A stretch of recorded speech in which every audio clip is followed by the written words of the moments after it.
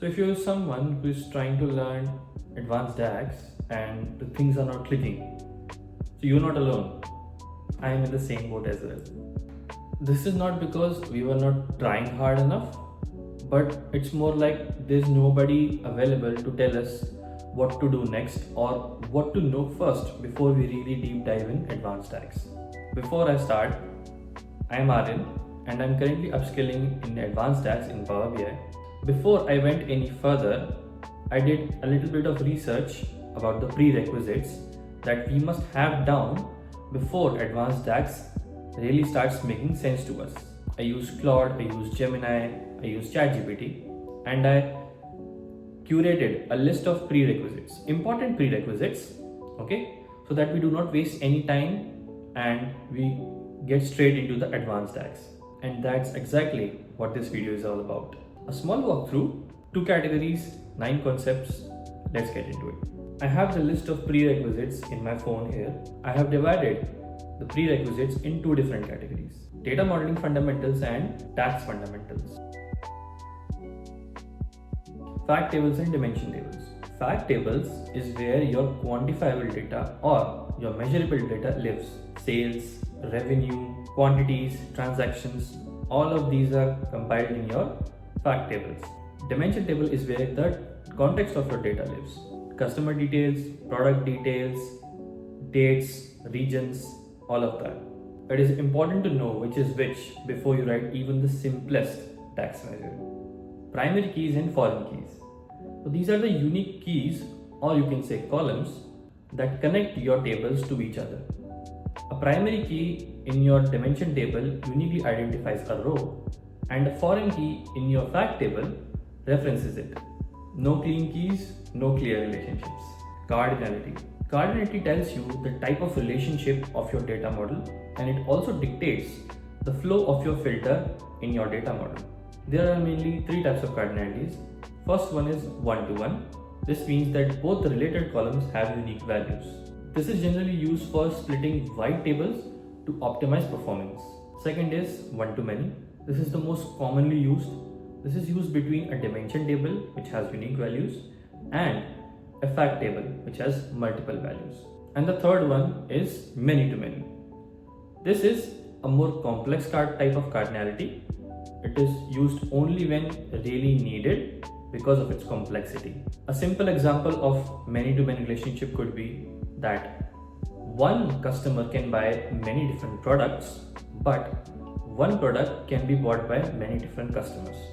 So many-to-many. Filter flow. Filters travel in a specific direction, downstream from your dimension tables to your related fact tables. It will never go against the flow, which is upstream from your fact tables to your dimension tables. If you understand how filter flow works, you will be able to understand why a filter on your products table also affects your sales table and not the other way around. Last in data modeling fundamentals is your data modeling best practices. Having a star schema over everything, visually organized and structured data model, avoiding many-to-many relationships whenever possible, removing any extra or unnecessary columns, reducing the precision points or decimals to 2 or 3, and obviously a cleaner data model makes your DAX simple, faster and easier to debug. That was all for data modeling fundamentals. Now let's move on to category 2. Advanced DAX is not a different language. It's the same building blocks but combined in a more sophisticated way. So make sure these following concepts and topics are solid. DAX operators. We have different kinds of DAX operators like arithmetic operators, comparison operators, logical operators and text operators. DAX functions. Again, we have different kinds of DAX functions like math and stats functions, logical functions, text functions, filter functions, and then time intelligence functions. There is no need to memorize all of these different functions by heart. Just know which category of functions will solve your problem. That's it. Calculate. I believe that calculate is one of the most important topics from simple DAX to advanced DAX. Basically, it evaluates an expression based on a specific set of filters or what we say a filter context. With calculate, you have the control over all of your data and you can filter it the way you want.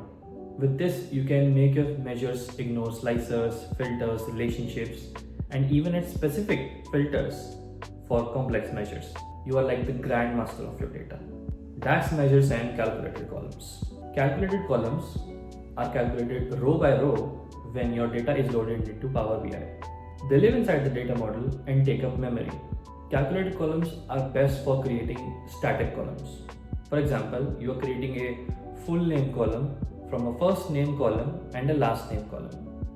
Or you are creating an age group column that will tell you what kind of age group a specific person is from. DAX measures are calculated dynamically when they are used in another DAX measures or in a visual. They do not take up space in your memory and they will always work on a filter context. It will respond to your slicers, your filters, and obviously on your filter context. Last in DAX Fundamentals, evaluation context. This is how DAX decides what data to look at when evaluating an expression. There are two types of evaluation context. First is filter context and second is row context. Filter context means the set of filters currently active in your report. So whenever you filter a region, you create a filter context and the measure works only on that filter context. If you want to change your filter context, you have to use the calculate function. In row context, the result is calculated row by row, each row at a time. This is what calculated columns work on. Iterator functions like sumX, countX also create a row context whenever they are looping through a table. So that's the full list of prerequisites, the important ones that you must have down before you really deep dive into Advanced DAX. If you are starting but you are unsure about any of these topics, stop right there, go first and build that foundation before you think of building a skyscraper. So share this with all your data analyst friends, your Power BI buddies, okay? And if you found this useful, you can let me know in the comments. More of such interesting topics, explainers are on the way, okay? And make sure to follow for any updates. See you soon and keep shining.